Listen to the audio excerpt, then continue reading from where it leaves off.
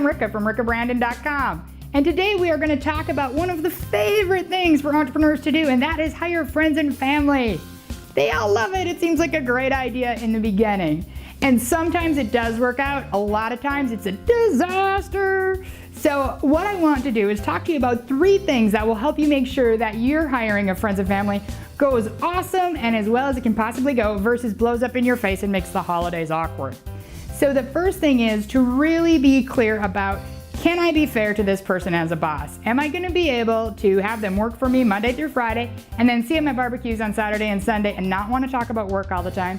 Not look at them differently if they didn't get their project done and then I think, why aren't they working on that project? They're here drinking a beer, having a barbecue, it's irritating. So I want you to really think about yourself, and if you work all the time and they don't, and that's part of their personality and that's why you're friends with them, is because they let you cut loose and be fancy free, they're probably not the best employee for you. So I want you to think about how you're going to be able to handle that change in dynamic. And yes, everybody thinks at the beginning, oh, easy peasy, no problem. However, when you're living it, it gets a little bit more awkward.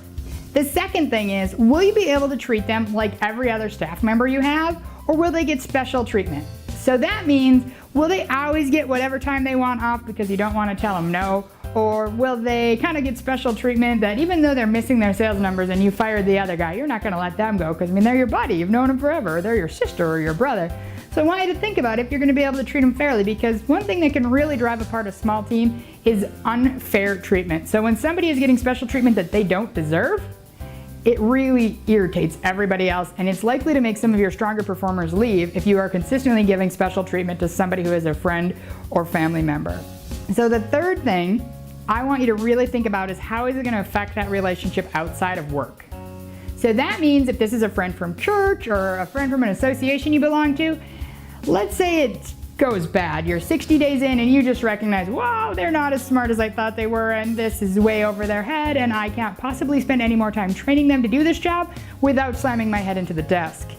Now I need you to think about, oh my gosh, how is this going to look to everyone in the church? How is it going to look to everyone in the association? Because half those people are going to hear the employee's side and half are going to hear your side if you dare talk about it. But at the end of the day, there's going to be a lot of people who are going to be aware of this uncomfortable situation, and they're going to probably choose a side.